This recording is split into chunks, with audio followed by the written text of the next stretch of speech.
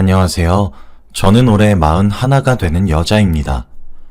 제가 이렇게 사연을 보내게 된 이유는 그저 누군가에게 제 이야기가 힘이 되길 바라는 마음에 글을 써보내게 되었습니다. 저는 부모님이 없습니다. 조금 더 정확히 말을 해보자면 친부모님은 절 버리셨고 양부모님은 돌아가셨습니다. 제 어린 시절은 너무 불행했습니다. 버림받았던 당시 저는 7살인 미취학 아동이었고 제겐 4살짜리 남동생도 있었어요. 하지만 불우한 가정 환경은 어렸던 저희 남매를 지켜주지도 돌봐주지도 않았습니다. 저는 그래서 그런지 그 어린 나이에도 동생에게 책임감과 의무감을 느꼈던 것 같아요. 무조건 제가 동생을 지켜주겠다, 그런 마음과 생각이 강했죠. 항상 엄마와 아빠는 싸웠습니다. 고성이 오가는 것은 기본이었고 말싸움이 쉽게 몸싸움까지 번지곤 했죠. 남동생은 어려서 그런지 부모님이 싸움을 하시면 울음을 터뜨리곤 했어요. 남동생의 울음소리에 저희 남매도 부모님께 자주 얻어맞곤 했죠. 그래서 전 우는 동생의 입을 막고 방에서 나오지 않곤 했어요. 두려움을 느끼는 동생의 귓가에 노래를 속삭여주곤 했죠.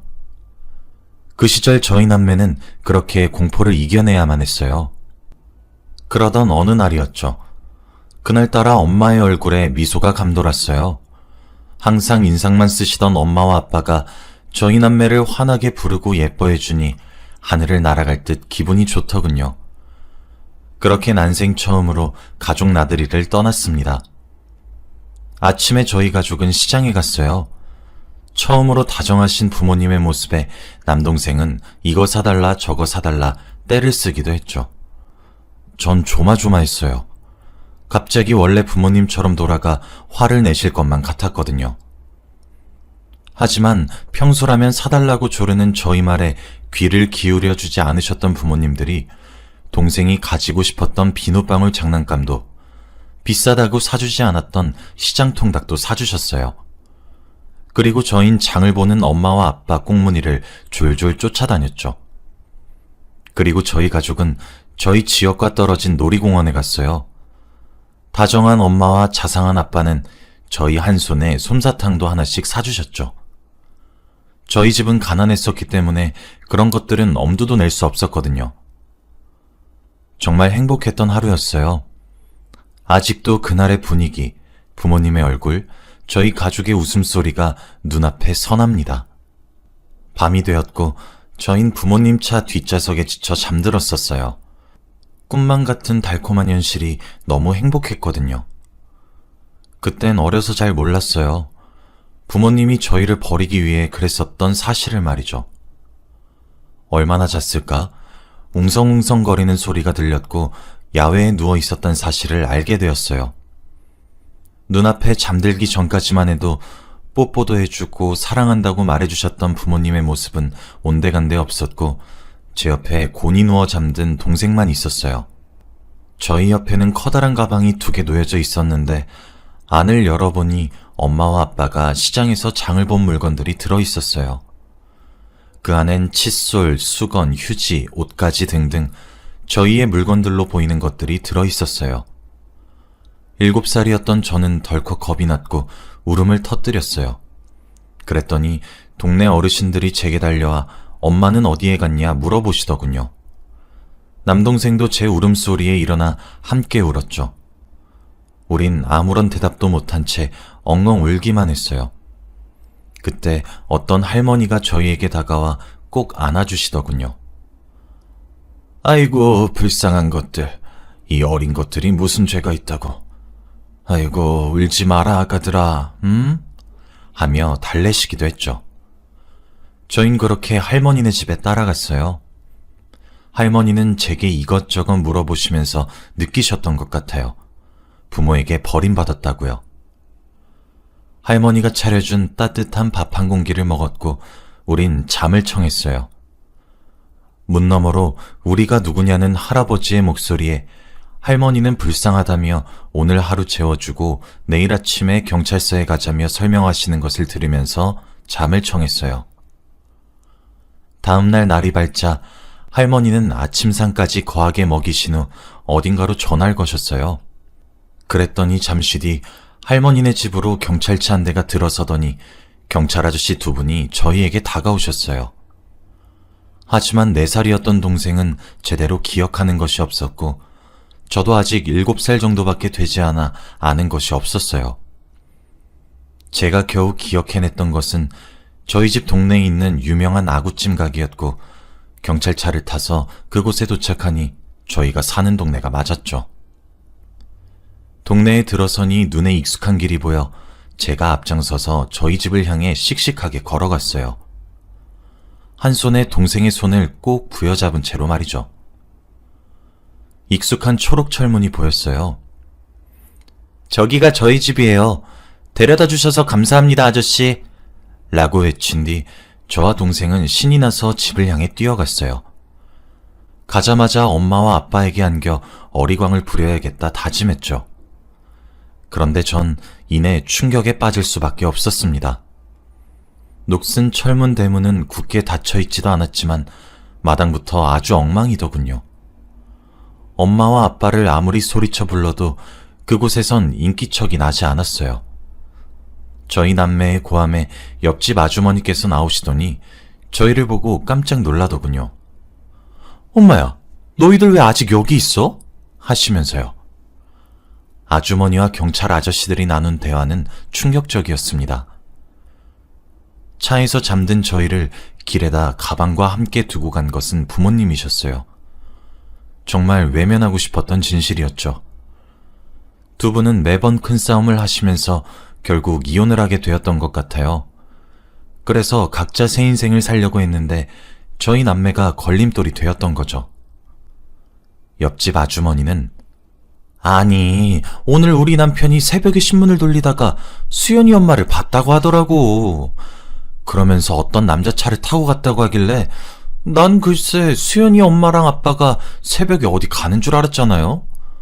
그런데 내가 아침에 대문 앞에 재활용을 내놓으러 나갔더니 수연이 아빠가 큰 가방 2개를 들고 나가더라고요.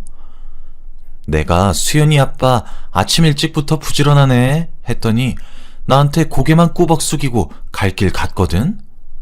아이고, 새살림 차리러 갔던 거였네. 미쳤다, 미쳤어 하며 놀라워하셨죠.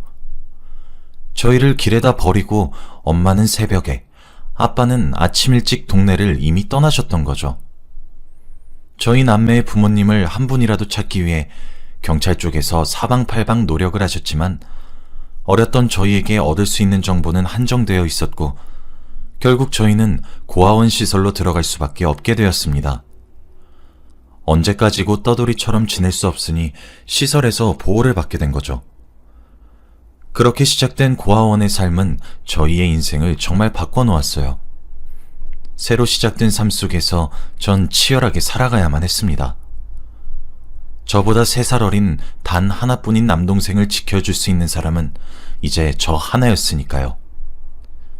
전 남동생과 모든 것을 함께 했고 지켜주기 위해 저는 강해지고 싶었어요. 의지할 수 있는 사람이 저희 둘뿐이라 항상 같이 다녔죠. 그래서 그런지 저희 남매는 눈에 띄었나 봐요. 남동생을 챙기는 제 모습에 저를 이방하려고 하시는 분이 생겼거든요. 그분들은 제 남동생보다 1살 어린 남자아이를 가진 부모였어요.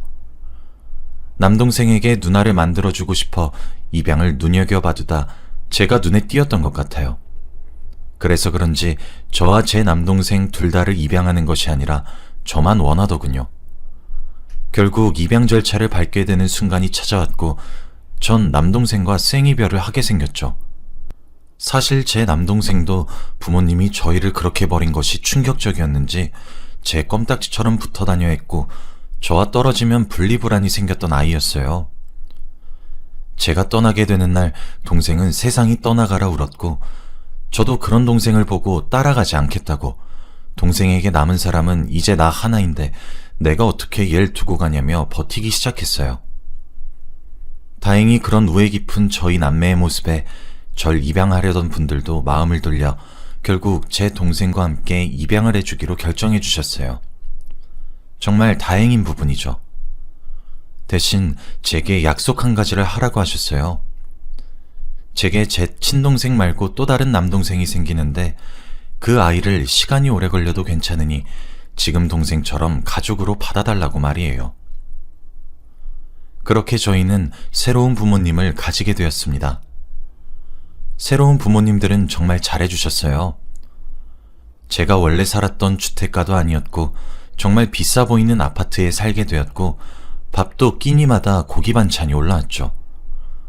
무엇보다 새로운 제 막내 동생이 된 민규란 아이도 너무 귀여웠어요. 저희는 입양을 하게 되면서 이름도 바꾸게 되었어요. 저는 민이라는 새 이름을 가지게 되었고 제 동생도 민철이란 이름을 가지게 되었죠. 그렇게 저희 3남매는 우애 좋게 자랐습니다. 저도 민규를 민철이와 똑같이 냈어요. 둘 다 제게 소중한 동생들이 되어주었죠. 저희는 공개 입양이었는데 입양된 지 얼마 지나지 않은 초기엔 민철이가 민규를 미워했어요. 아마 저를 빼앗길 수도 있다는 불안함이 원인이 되었던 것 같아요. 양부모님은 저와 민철이를 심리치료센터에도 보내면서 정말 지극정성으로 사랑해 주셨어요. 민철이와 민규는 그렇게 우애 좋은 형제로 다시 태어났죠.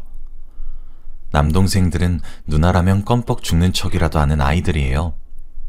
그래서 새로 생긴 가족은 제게 든든하고 따뜻한 울타리가 되어주었어요. 항상 따뜻하고 온화하신 어머니와 자상하고 다정하신 아빠, 귀여운 동생들의 사랑을 받으며 자랐고 매일 깨끗한 옷과 맛있는 음식도 먹었고 철마다 제철 과일에 보약에 정말 분에 넘치는 사랑을 받으며 자랐어요. 시간은 금세 흘렀고 저희 3남매는 성인이 되었어요. 동생들이 군대에 다녀왔죠.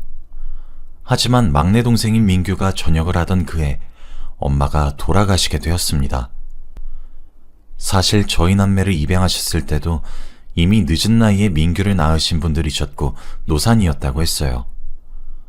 게다가 엄마는 집안 내력으로 지병이 있으셨는데 점점 나이가 들면서 병세가 악화되고 건강도 약화되어 결국 세상을 떠나시고 마셨죠.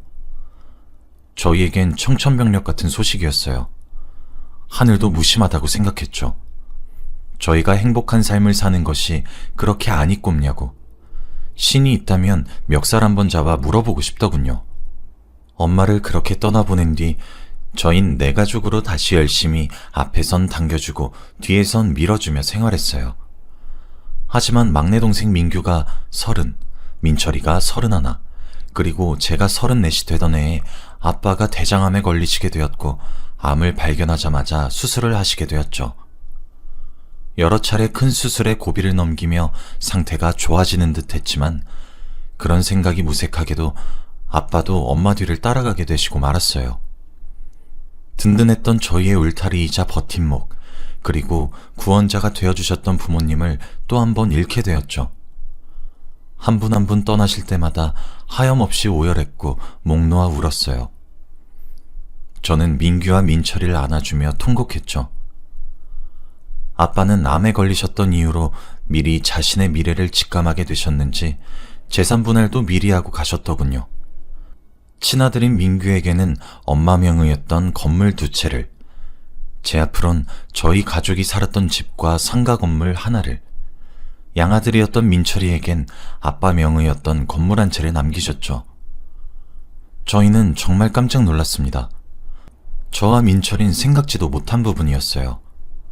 전 20년 넘는 세월 동안 받은 사랑만 해도 과분하다 생각해 저와 민철이는 민규에게 모든 것을 넘겨주려 했는데 민규가 거절하더군요. 우리 모두의 부모님이라고 하면서 말이에요. 대가 없이 받을 수 없다는 제 말에 오히려 엄마 아빠의 성의를 무시하는 짓이냐며 소리치는 바람에 어거지로 받게 되었죠. 정말 고맙고 미안했어요. 저는 정말 오랜 세월 함께 행복하게 살 것이라고 믿어 의심치 않았는데 참 씁쓸한 마음이 컸어요. 비록 부모님이 돌아가셨다곤 하지만 그게 저희 3남매의 우애에 지장을 주진 않았습니다. 저희는 여전히 살던 곳에서 3명이서 함께 살았고 서로 대화도 자주 하며 여전히 우애 좋게 지냈어요. 이미 제게도 민규는 친동생이었죠. 그렇게 시간은 또 금방 흘렀습니다. 그날은 막내 동생인 민규가 저와 민철이에게 결혼하고 싶은 여자가 생겼다고 그래서 한번 소개시켜주고 싶다고 말을 했고 만나기로 했던 날이었어요. 저는 아빠가 돌아가시고 3년 정도 지난 37에 결혼해서 남편이 있었어요. 민철이는 연애 중이었고요. 저와 제 남편, 민철이 이렇게 셋이서 민규와 민규의 여자친구를 기다리고 있었어요. 시간을 정확히 엄수하는 버릇이 있는 민규는 만나기로 했던 시간에 연락도 채 되지 않았고 약속 장소에 나타나지도 않았습니다. 저와 민철이는 발을 동동 굴렸어요. 무슨 일이 생긴 것은 아닌가 하면서 말이에요. 그런데 왜 불길한 예감은 틀리지 않는지. 3시간이 지나도 저희 셋은 동생을 기다렸습니다. 그런데 제게 전화가 걸려오더군요. 전화를 받자마자 들려온 소식은 병원이라는 소식과 민규가 의식이 없다는 소식이었습니다. 저는 그 소식을 듣자마자 실신했고 남편의 차에 실려 응급실로 이동되었고 민철이는 바로 민규에게 갔습니다. 저도 정신을 차리자마자 민규에게 갔어요. 민규는 민철이가 도착하자마자 응급수술을 해서 중환자실로 이동된 후였고 중환자실 앞엔 옷에 피칠갑을 한 여자가 울고 있었어요. 직감적으로 저 여자가 민규의 여자친구라고 느낀 저는 다가가서 물었습니다. 무슨 일이 있었고 어떻게 되었냐고요. 그 여자분의 말은 이러했습니다. 민규의 가족을 소개받는 자리라 한껏 차려입고 데리러 온 민규와 차를 타고 약속 장소로 가고 있었다고요. 그러다 갑자기 자동차 한 대가 도로를 역주행해서 오더니 민규의 차에 들이받게 되었고 민규가 온몸으로 여자친구를 보호해 여자친구는 가벼운 타박상으로 끝났지만 사고의 충격은 민규가 모두 흡수했다고요. 도망치려던 상대 자동차 주인들은 주위에 계셨던 시민분들의 신고로 붙잡을 수 있었고 경찰과 함께 이곳 병원에 있다고 하더군요. 저는 정말 미칠 것만 같았고 당장 그곳으로 앞장서라고 버럭 화를 냈습니다. 그곳에 가보니 역주행 차량 운전자분은 만취 상태였다며 응급실 의자에 누워 잠을 자고 있더군요. 저는 경찰과 얘기를 하기 위해 다가서다가 누워있는 남자의 얼굴을 보고 정말 깜짝 놀라 뒤집어지는 줄 알았습니다. 머리끝까지 화가 난 저를 말리러 온 민철이도 입을 떡 벌리더군요. 민규의 자동차에 들이박은 음주운전을 한 역주행 차량의 운전자는 바로 제 친아버지셨습니다. 그 사실을 깨닫자마자 정말 민규를 2번 다시 보지 못하겠더군요. 죄스럽고 또 죄스러워서요. 전 이성을 잃었고 누워있는 아빠, 아니 그 남자에게 달려가 멱살을 잡고 흔들며 소리치기 시작했어요. 잠을 조금 자서 그런지 술이 깬 그 남자는 용케 제 얼굴을 알아보고 가슴을 쓸어내리더군요. 다행이라고요. 친아빠니까 봐달라고요. 진짜 어이가 없어서 정말 제정신이 유지가 되질 않더군요. 가증스러운 그 얼굴을 보고 있으니 기가 막혔어요. 전 그 자리 옆에 절 말리고 있는 민철이의 얼굴을 한번 보고 경찰들에게 말했어요. 살인미수로 고소할 거라고요. 음주운전도 모자라 역주행해서 멀쩡한 내 동생 정신도 못 차리게 만들어놨는데 이게 살인미수가 아니면 뭐냐고. 블랙박스든 뭐든 증거로 삼을 수 있는 건 모조리 싹싹 긁어모아서 고소할 거니까 경찰서 가자고요. 한때 아빠였던 그 사람은 그제야 제게 소리를 지르며 고래고래 화내기 시작하더군요. 저는 참지 않았고 그대로 그 남자를 고소했습니다. 친권도 상실한 부모가 제게 폐륜이라는 단어를 들이밀며 욕을 하는 꼴이 참 어이가 없었네요. 당연히 그 남자는 처벌을 피할 수 없게 되었어요. 그 사이 민규는 정신을 차렸습니다. 다행히 충격을 많이 흡수해 1달 가까이 깨어나지 못했지만 다행히 건강을 많이 회복했습니다. 사고 후유증은 조금 남겠지만 장애나 이런 것들은 생기지 않았죠. 저와 민철이는 민규에게 모든 사실을 고백하고 용서를 구하고 사라지기로 했어요. 저희가 무슨 염치로 민규 곁에 머무를 수 있겠나요?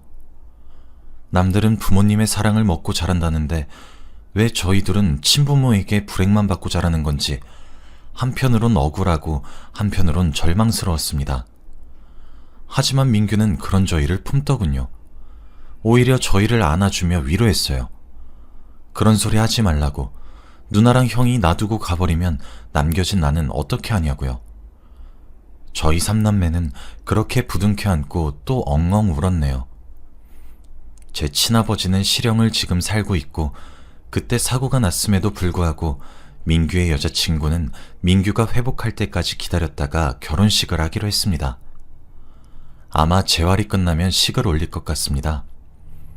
그런 큰일을 겪고도 일어서는 두 사람을 바라보니 참 잘 만났구나 싶기도 하고 둘 다 참 대견하기도 합니다. 아마 내년쯤에 결혼을 할 수 있을 것 같아요. 저희에게 희진이라는 새로운 가족이 생기게 됩니다. 마음씨가 곱고 참한 희진이는 벌써 제게 너무 소중합니다. 제 이야기를 통해 드리고 싶었던 말은 낳아줬다고 다 부모가 아니란 말입니다. 저는 비록 배로 낳진 않으셨지만 가슴으로 낳아주신 제 부모님 때문에 올곧고 바르게 자랄 수 있었고 천사 같은 남동생도 새로 생길 수 있었습니다.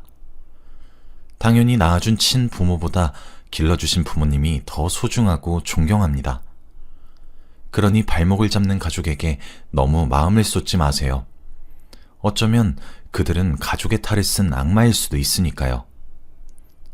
제 이야기를 들어주셔서 감사합니다. 항상 행복하시